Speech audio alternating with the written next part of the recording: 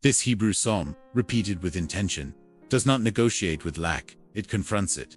It shifts the atmosphere where scarcity has quietly learned to live. When ancient words are spoken consistently, they do not merely echo in the air. They realign the unseen structures that govern provision, flow, and peace. What you are about to hear is not a motivational idea, nor a symbolic ritual.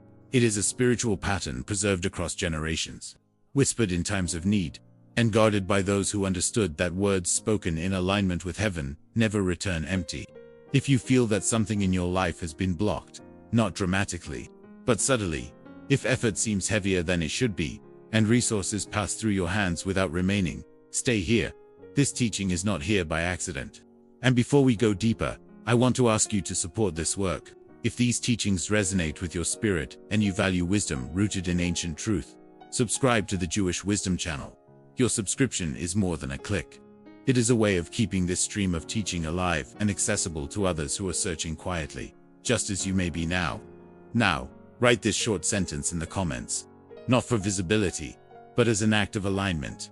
I choose divine order over scarcity. Let your own eyes see it written. Words have weight when they pass through the hands. There is a reason the sages taught repetition. In the Hebrew tradition, repetition is not redundancy, it is construction.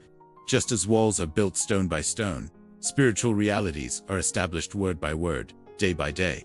The psalm we're approaching has been recited in moments of uncertainty, during transitions, and especially when sustenance felt unstable. It was never treated as a spell, never as a formula, but as a conversation, a daily return to a truth the soul forgets when pressure becomes loud. Many people misunderstand scarcity. They think it is the absence of money, but scarcity is older than currency. Scarcity is a mindset of contraction, a belief that life must be fought for, that there is not enough room, not enough time, not enough favor. Prosperity, in the biblical sense, was never defined merely as abundance of resources, but as flow, the ability for what is needed to arrive, remain, and multiply without anxiety. The Psalms were written by people who understood this distinction deeply. They lived through famine and abundance, exile and restoration, and still returned to the same words again and again. This is why 7 days matter. In Hebrew consciousness, 7 is not just a number, it is a cycle of completion. Creation itself unfolds in 7 movements, culminating not in work, but in rest. When a psalm is recited for 7 consecutive days, the intention is not to force a result, but to allow a full spiritual cycle to close and reopen correctly. Something that was left unfinished begins to settle. Something misaligned begins to correct itself. But understand this carefully. The power is not in speed. It is in consistency. The psalm does not rush heaven. It prepares the vessel. When the same sacred words are spoken morning after morning, the heart changes its posture. Fear loosens its grip. Trust begins to breathe again. And when trust returns, provision follows naturally. Because the blockage was never in heaven, it was in reception. There is a quiet discipline behind this practice. The person who commits to these 7 days is making a decision to stop negotiating with lack internally. Each recitation becomes an act of resistance against despair, against hurry, against the belief that you are alone in sustaining your life. In Jewish wisdom, sustenance is not something you chase, it is something you align with. The psalm is the alignment. As you listen, you may feel a sense of familiarity, even if you cannot explain why. That is because these words were not designed only for the intellect. They speak to memory, to a deeper layer of the soul that recognizes truth when it hears it again. And recognition is the beginning of restoration. If you feel drawn to deepen this practice beyond this message, there is a complimentary resource prepared precisely for this journey. In the description of this video, and in the first pinned comment, you will find access to the Jewish Wisdom ebook, including teachings on praying with psalms and ancient practices related to prosperity and spiritual order. It was created not to replace your faith, but to guide your consistency and understanding as you walk this path. Do not rush what you are about to receive. Let it unfold. Let the words do their work quietly. Scarcity is loud, but truth is patient. And patience, in the spiritual realm, always outlasts lack. Stay present. Something ancient is about to be remembered. There is a reason this psalm was never treated as poetry alone. In the Hebrew world, the psalms are not ornamental texts. They are spiritual instruments. They were composed in moments where survival, leadership, exile, provision, and trust collided. The one we are approaching emerges from a context where material security was fragile and dependence on the eternal was not theoretical, but daily. In the Hebrew scriptures, prosperity is never disconnected from alignment. The Torah introduces this principle early, long before kings or temples. In Genesis, blessing is described as flow, multiplication without struggle, provision without anxiety, increase without violence. When Abraham is blessed, the text does not say he chased wealth. It says blessing followed him. That pattern becomes a foundation repeated across the Tanakh. When alignment with divine order is restored, sustenance re-enters naturally. The psalm at the center of this practice was traditionally recited in periods of instability, not only financial, but existential. It speaks directly to the idea of lack as a temporary condition, not an identity. In Hebrew, the language itself reveals this. Words translated as want or lack often imply absence of order, rather than absence of resources. This psalm does not beg for riches. It reaffirms trust in a shepherd, a source, a guiding presence that knows what is needed before the need is articulated. Rabbinic teachings explain that this psalm functions as a spiritual realignment of the inner world. The sages taught that when a person recites it slowly, daily, for a full cycle, they are not asking God to change circumstances first. They are allowing their consciousness to re-enter a state where blessing can remain. This is critical, because in Jewish wisdom, the greatest danger is not receiving abundance, but losing the capacity to hold it without fear. Notice how the psalm does not focus on excess.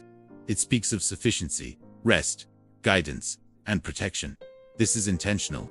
True prosperity, according to the sages, begins when panic leaves the nervous system.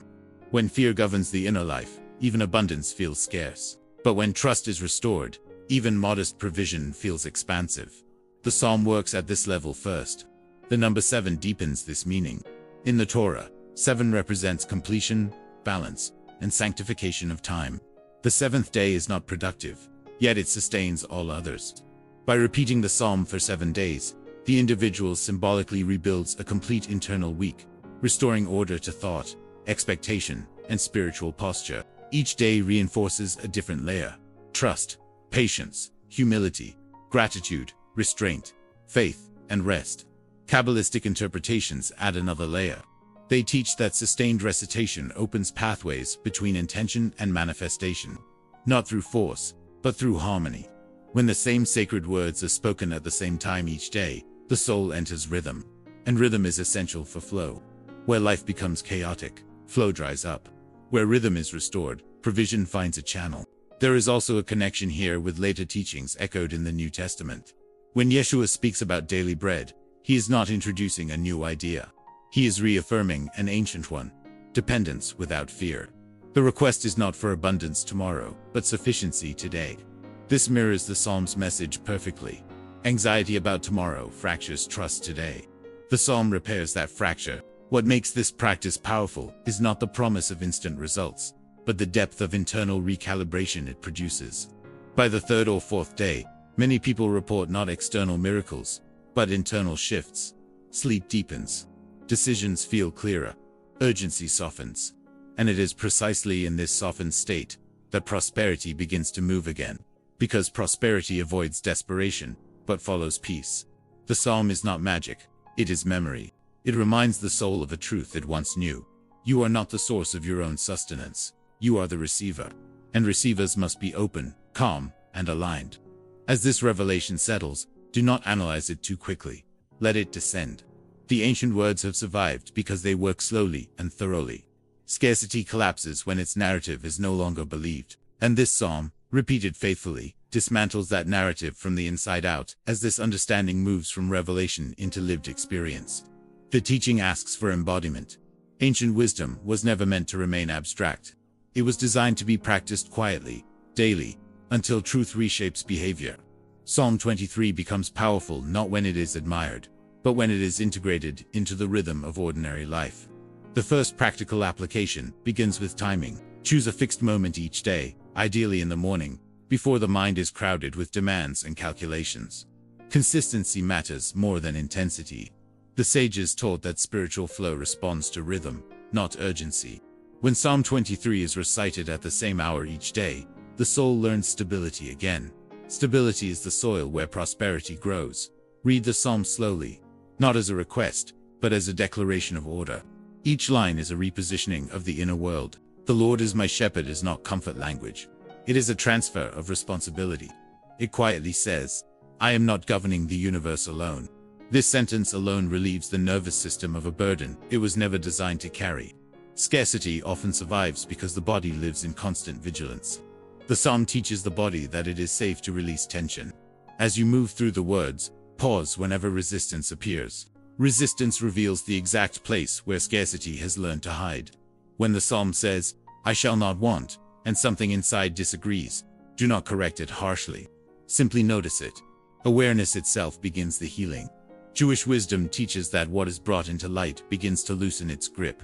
Now write this sentence in the comments. As an act of alignment and participation, I trust divine provision and release fear. This is not a slogan. It is a witness statement. When truth is spoken publicly, it becomes harder for the inner world to contradict it silently. Application also extends into daily decisions. Psalm 23 trains discernment. It teaches when to act and when to rest. He leads me beside still waters, implies guidance toward calm choices, not frantic ones. Begin asking a simple question before financial or emotional decisions. Does this choice move me toward peace or toward panic? Prosperity follows peace more reliably than effort. This question alone can prevent many forms of self-sabotage. As the days progress, allow the psalm to influence behavior, not just belief. Walk more slowly when possible. Eat with intention. Avoid making decisions from pressure. These actions may seem unrelated to money, but they are not. In Jewish thought, the state of the soul determines the stability of provision. A hurried soul leaks abundance. A settled soul retains it. And if you enjoy content like this, and want to support us so we can continue bringing teachings of this depth and integrity, below this video, you will find a button labeled Thank You. If you feel moved to contribute, your support helps sustain this work and allows these ancient principles to reach more lives. Another practical layer of Psalm 23 is gratitude before evidence. The psalm ends, not with acquisition, but with confidence. Goodness and mercy follow. Gratitude trains the mind to recognize movement before arrival. Each day, after reciting the psalm, name one thing that is already working, however small. Gratitude is not denial of lack. It is resistance against despair. Where gratitude lives, scarcity loses authority. As fear softens, clarity begins to emerge. Many report that by the fourth or fifth day, they begin to see opportunities that were previously invisible. This is not coincidence. Fear narrows perception. Trust expands it. Psalm 23 restores perceptual range. It allows the mind to see paths instead of walls. The practice also requires restraint. Avoid mixing this psalm with frantic searching for quick fixes. Let it stand on its own. The sages warned that impatience interrupts flow. 7 days is not a demand placed on heaven. It is a discipline placed on the self. Each day completes a layer of inner alignment. When the cycle closes, something opens. Remember this, the psalm is not changing God's posture toward you. It is changing your posture toward life. And posture determines reception. When the soul no longer braces for loss, it becomes capable of holding increase without fear. Let this chapter seal one truth in you. Prosperity is not something you force into existence. It is something that arrives when the inner world becomes ordered enough to receive it. Psalm 23 is the restoration of that order, lived slowly, faithfully, and without pressure. There is a moment in every spiritual journey when teaching turns into recognition, not because something new is learned, but because something ancient rises to the surface. This psalm often reaches people at that moment, when effort has been exhausted, when strategies have multiplied, and yet the soul still feels tense. Psalm 23 does not arrive to accuse that tension. It arrives to soften it. There is a story told quietly in rabbinic circles about a shepherd who lost his way during a long season of drought. The land was dry, the flock restless, and every familiar path seemed to lead nowhere. Instead of forcing movement, the shepherd stopped. He sat with the flock, allowed them to rest, and waited. In time, the sound of water, faint but real, emerged. The flock followed not because they were pushed, but because calm returned. Provision was found not through speed, but through stillness. This story is not about sheep. It is about leadership of the inner life. Many people carry shame around financial struggle, as if lack were a personal failure. Psalm 23 dismantles that lie gently. It never shames the one who walks through the valley. It assumes the valley exists. What it changes is companionship. You are with me. This is the emotional core of the psalm. Prosperity does not begin with numbers. It begins with the end of isolation. When a person no longer feels alone against life, the nervous system relaxes. And where the nervous system relaxes, clarity and creativity return. You may recognize yourself here. Working hard, caring deeply, trying to be responsible, yet feeling as though something invisible resists you. Psalm 23 speaks to that invisible layer. It restores dignity to the journey. It reminds the soul that struggle is not proof of abandonment. It is often evidence of transition. As the psalm moves toward its close, it speaks of goodness and mercy following, not chasing, not being begged for, following. This image is deeply emotional. It suggests a life where one no longer runs after provision anxiously, but walks forward while being accompanied by it. This is the transformation the psalm invites, not dramatic, but profound. If this message resonates with you, pause and respond from the heart in the comments. Write honestly, I am ready to walk without fear. There is power in naming readiness. It marks the moment where resistance loosens. Faith, in the biblical sense, is not optimism. It is orientation. It is choosing where to face. Psalm 23 turns the soul toward trust, not denial. It allows pain to exist without letting it define the future. This is why it has comforted generations across exile, loss, rebuilding, and renewal.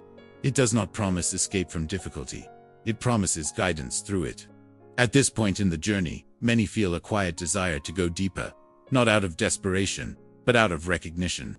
If you are feeling that pull, there is a complimentary resource created to support this exact process, the Jewish Wisdom ebook, including teachings on praying with psalms and principles of abundant Jewish prosperity, expands on these truths with clarity and practical depth. You can access it through the link in the description of this video or in the first pinned comment. It was designed to accompany your practice, not overwhelm it. Let this reflection seal itself in you. Scarcity thrives where fear speaks loudly and often. Prosperity settles where trust is given room to breathe. Psalm 23 does not shout this truth. It walks beside it, patiently, until the soul is ready to believe it again. And when belief returns, life reorganizes quietly around it. There comes a moment when a teaching no longer needs to convince, explain, or persuade. It simply rests inside the listener, like a truth that has always been present but was waiting for permission to surface. This is where the journey with Psalm 23 ultimately leads. Not to a dramatic promise, not a spectacle, but to a quiet restoration of confidence in the way life is meant to flow. By now, something subtle may have shifted. Not necessarily in circumstances, but in orientation. The soul feels less defensive. The mind is no longer bracing for loss at every turn. This is not navit, it is maturity. In ancient Jewish thought, true faith is not loud certainty, it is relaxed trust. It is the absence of inner argument with life. Psalm 23 closes with an image that is deeply misunderstood. Dwelling. I will dwell in the house of the Lord all the days of my life. This is not about geography or ritual spaces. The sages taught that the house represents consciousness, a stable inner environment where fear does not dominate and gratitude is not conditional. To dwell means to remain.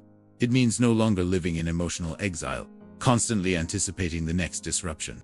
This is the final work of the psalm, permanence. Scarcity is exhausting not only because of lack, but because of impermanence. Nothing feels safe enough to last. Psalm 23 restores the idea that goodness is allowed to remain, that provision is not fleeting, that peace does not have to be earned again every morning. When this belief takes root, behavior changes naturally, decisions become wiser, boundaries become clearer, generosity becomes possible again. Not forced generosity, but relaxed generosity, born from trust. In the Jewish tradition, prosperity is never separated from responsibility, but responsibility is not pressure. It is stewardship. When the psalm says that goodness and mercy follow, it implies continuity, something reliable, something steady. The person who believes this stops sabotaging themselves unconsciously. They stop rushing blessings out of fear. They stop clinging to money with anxiety. They allow flow to complete its cycle, arrival, use, and renewal. This is why repetition matters. 7 days is not superstition, it is training. Each day gently retrains the nervous system, the imagination, and the heart. By the end of the cycle, the soul remembers something essential. Life does not need to be fought every day. It needs to be aligned with it.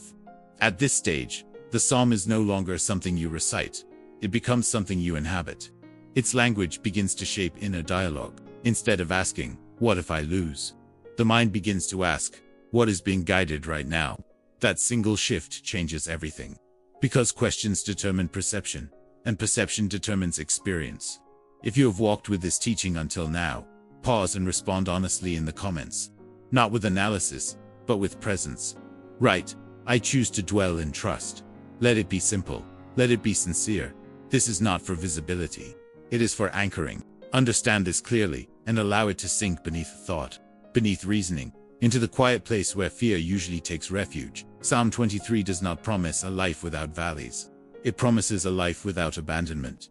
That difference may sound subtle when spoken quickly, but it is one of the most decisive distinctions in all spiritual wisdom. A valley walked with fear collapses perspective. Time feels heavier. Each step feels pointless. The mind begins to repeat the same questions without answers, and the soul starts to believe that movement has ended. Fear convinces the inner world that the valley is the destination. But a valley walked with guidance is something entirely different. It is not an end, it is a corridor. It has direction, even when direction is not yet visible. It has an exit, even when the exit is still hidden by shadow. This is why Psalm 23 never denies the valley's existence and never rushes it away. The psalm does not insult the intelligence of the soul by pretending darkness does not happen. Instead, it reframes the meaning of darkness. It removes the assumption that darkness equals abandonment. This reframing is where healing begins. Most spiritual exhaustion does not come from difficulty itself, but from the belief that difficulty is permanent. The psalm quietly dismantles that belief. It does not shout hope, it installs it. It teaches the soul to remain oriented toward movement rather than outcome. Movement is enough. Guidance is enough. Presence is enough. In biblical consciousness, prosperity is never defined as uninterrupted comfort. That definition belongs to fragile systems of thinking that cannot survive reality. Prosperity, in the ancient sense, is continuity. It is the assurance that life continues to move forward even when it tightens. It is the confidence that meaning persists even when circumstances resist. Prosperity is not the absence of pressure. It is the absence of abandonment. Many people collapse inwardly not because hardship appears, but because hardship is interpreted as final. When the mind concludes, "This is it," the nervous system shuts down. Hope becomes dangerous. Trust feels foolish. The soul begins to conserve energy instead of moving forward. Psalm 23 interrupts that collapse gently but firmly. It removes the word final from the valley. It teaches the soul to keep walking without panic, to trust movement even when the scenery darkens. Notice how the psalm never promises explanations. It promises companionship. This is essential. Explanation satisfies the intellect. Companionship stabilizes the soul. In moments of uncertainty, the intellect often demands answers it cannot receive. The soul, however, needs something simpler and deeper: assurance of presence. "You are with me." That sentence alone recalibrates survival instincts. It tells the body it does not need to brace for annihilation. This is why the psalm has endured across centuries of displacement, exile, rebuilding, and waiting. It does not belong to a single historical crisis. It belongs to the human condition. Valleys change shape, but fear behaves the same way in every generation. It whispers that loss is permanent, that guidance has ended, that meaning has slipped away.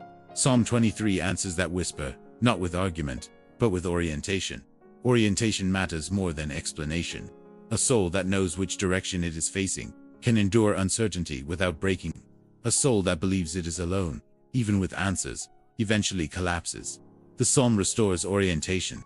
It points the inner world toward trust instead of prediction, toward guidance instead of control. This is also why prosperity in the biblical sense cannot be reduced to material increase alone. Material increase without continuity creates anxiety, not peace. It teaches the soul to expect loss at any moment. True prosperity, as revealed in ancient wisdom, is the ability to move through seasons without losing internal stability. It is the capacity to experience contraction without concluding that life is hostile. Psalm 23 trains that capacity slowly. It does not demand emotional highs. It does not promise immediate relief. It invites steadiness. And steadiness is what allows life to expand safely. Expansion without steadiness collapses. Expansion with steadiness multiplies.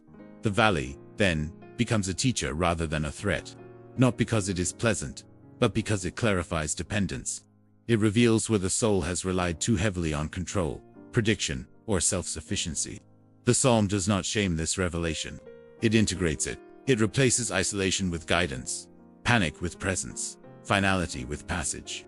As this understanding deepens, the way you interpret your own life begins to shift. Delays no longer feel like rejection. Silence no longer feels like neglect. Difficulty no longer feels like punishment. They become signals of transition rather than verdicts. This does not remove pain, but it removes despair. And despair is what drains strength most aggressively. Walking without panic does not mean walking without emotion. It means emotion no longer governs direction. The psalm teaches the soul to feel fully without surrendering leadership to fear. It teaches the difference between experiencing darkness and being defined by it. This is why the psalm never urges escape. It urges trust. Escape is urgent and fearful. Trust is patient and grounded. Escape assumes danger is everywhere. Trust assumes guidance is present even when unseen. The soul that trusts can keep walking. The soul that panics eventually freezes. Prosperity follows those who keep walking. Not because walking earns reward, but because walking maintains openness. Stagnation closes channels. Movement keeps them alive. Psalm 23 preserves movement by removing the belief that the valley is a dead end. Let this truth reshape how you interpret your own valleys. Do not ask first, how do I get out? Ask instead, where am I being guided through? That question alone restores dignity to the journey. It assumes purpose rather than punishment. It assumes continuity rather than collapse. This is the deeper gift of Psalm 23. It does not rescue the soul from valleys. It rescues the soul from the belief that valleys are final. And once that belief dissolves, fear loses its authority. When fear no longer decides meaning, strength returns naturally. Time expands again. Movement resumes. The soul breathes. And that is where prosperity begins, not as excess, but as continuity. Not as comfort, but as confidence. Not as avoidance of difficulty, but as the assurance that difficulty will not have the final word. This is where ancient wisdom reveals its discipline. It never separated spiritual practice from daily conduct because it understood something modern. Thinking often forgets. Habits speak louder than prayers. A person may recite sacred words and still live inside an atmosphere of dread if their daily language contradicts their declarations. The psalm trains not only the mouth, but the inner dialogue. As you move beyond these 7 days, the work does not end. It matures. The psalm begins to ask a different kind of faithfulness, not repetition alone, but coherence. Coherence between what you pray and how you speak, between what you believe and how you interpret events, between trust and behavior. Language is not neutral. In Hebrew thought, words create environments. This is why the Torah itself is spoken into existence. When you casually rehearse disaster, even humorously, the nervous system does not recognize irony. It registers expectation. Over time, expectation shapes perception, and perception shapes reality. Psalm 23 teaches the discipline of restrained speech, not denial, but discernment. This does not mean ignoring challenges or pretending everything is well. It means refusing to give fear unnecessary rehearsal. It means choosing words that acknowledge reality without crowning it as permanent. Saying this is difficult is honest. Saying this will never change is prophetic, and not in a way that serves you. The psalm invites a different posture, realism without despair. Daily conduct becomes the altar where the psalm continues its work. How you respond to delays, how you interpret silence, how you treat small provisions, how you carry yourself when outcomes are uncertain. These moments are not insignificant. They are where trust proves whether it is alive or theoretical. Ancient wisdom teaches that prosperity avoids inner chaos, not because chaos is sinful, but because chaos cannot sustain flow. When the inner world is volatile, resources, emotional, relational, financial move through quickly, unable to settle. Stability attracts continuity. Calm invites increase. Psalm 23 restores calm, not by eliminating challenges, but by stabilizing identity within them. Identity is the hidden battlefield. When life tightens, the first thing fear attacks is identity. What if I am failing? What if I am behind? What if I am forgotten? The psalm responds by anchoring identity elsewhere. The Lord is my shepherd, not success, not effort, not approval. Guidance precedes outcome. Relationship precedes provision. This is why the psalm continues to work long after the words stop being recited. It reshapes interpretation. A delay is no longer proof of rejection. A closed door is no longer humiliation. A quiet season is no longer punishment. They become part of movement, not stagnation. There is a maturity that develops here. A quiet confidence that does not need constant reassurance. A steadiness that allows you to plan without obsession, to work without panic, to rest without guilt. This is not passivity. It is alignment. The kind that allows effort to be effective because it is no longer driven by fear. Ancient wisdom always aimed for this state. Not ecstasy, not constant emotional highs, but grounded presence. A person who can walk through uncertainty without losing themselves. A person whose inner world remains ordered even when circumstances fluctuate. This is a person prosperity can trust. Because prosperity, like any force, seeks stability. Let the psalm now influence not only what you say, but how you listen to yourself, to others, to life. Notice when your inner language becomes harsh, absolute, catastrophic. Gently interrupt it. Replace it with language that leaves room for guidance. This is not positive thinking. It is spiritual hygiene. Over time, something remarkable happens. The soul stops bracing for collapse. The body releases tension it did not know it was carrying. Decisions become less reactive. Relationships soften. Opportunities feel less threatening. None of this requires force. It unfolds naturally when abandonment is no longer assumed. This is the deeper gift of Psalm 23. It does not merely comfort. It reorganizes expectation. It teaches the soul how to inhabit time without dread, how to wait without despair, how to move forward without constant self-defense. Carry this forward gently. Let it shape your tone, your pace, your inner conversations. The psalm has already done its part. Now it asks you to live as if guidance is real, not theoretical. And when valleys appear, because they will walk them without surrendering your sense of being accompanied. That is where fear loses its authority. That is where difficulty stops having the final word. And that is where life, slowly and steadily, opens again. If at any point you feel the desire to deepen this journey, not because you lack something, but because you recognize its value, pause and honor that feeling. In ancient spiritual language, desire that arises without desperation is not hunger, it is recognition. It is the soul remembering something it once lived by, something it trusted before fear became habitual. That recognition is never accidental. It is a quiet invitation to remain, to dwell, to stop wandering internally from one expectation to another. Remember this with clarity. You were never meant to walk this path alone. Jewish wisdom has never been built around isolated spirituality. It has always been communal, generational, layered, passed carefully from voice to voice, from practice to practice. Even the Psalms were never meant to be silent readings. They were lived words, carried by people who supported one another through exile, rebuilding, waiting, and renewal. When you feel drawn to go deeper, it is not weakness, it is alignment with how wisdom has always been transmitted. This is why the Jewish Wisdom ebook exists, not as a solution that replaces your inner work, and not as a shortcut that bypasses growth, but as a companion, a guide that walks beside you, reinforcing what is already unfolding. It gathers ancient teachings, reflections on Psalms, and principles of alignment that were never designed to be rushed through. They are meant to be absorbed slowly, practiced gently, and returned too often. You can access it through the link in the description of this video, or in the first pinned comment, whenever you feel ready. It will meet you where you are, not where you think you should be. Let this understanding settle deeply. Prosperity, in the biblical sense, is not accumulation without meaning. It is expansion with stability. It is life widening without fracturing the soul. Many people fear expansion because collapse has taught them caution. But collapse was never the teacher, it was the consequence of living without order. When order returns, expansion becomes safe. Now let this final truth rest in you, like a seal, not something you repeat mechanically, but something you allow to govern your inner language.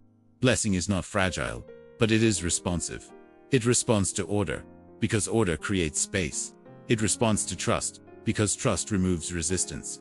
It responds to consistency, because consistency builds capacity. Blessing does not flee from struggle, but it avoids chaos. It settles where the inner world is steady enough to host it. This is why sudden abundance often disappears when fear remains in control. Fear cannot hold what it does not trust. But when trust returns, blessing no longer needs to rush in and out. It can remain. When the soul stops living as if everything could collapse at any moment, something extraordinary happens quietly. The nervous system softens. The imagination widens. The future no longer feels like a threat to survive, but a landscape to enter. Life finally feels safe enough to expand. And expansion, in the biblical sense, is prosperity, not loud, not reckless, but enduring. Prosperity is waking up without dread. Prosperity is making decisions without panic. Prosperity is receiving without suspicion. Prosperity is giving without fear of loss. This is the state Psalm 23 gently restores, not by force, not by pressure, but by repetition, remembrance, and trust. When these become habitual, life reorganizes around them naturally. May your days be guided, not rushed. May your thoughts be ordered, not crowded. May provision arrive without anxiety, and remain without fear. May what enters your life find enough peace to multiply. And may you dwell, not visit, not pass through, but dwell in trust, all the days of your life.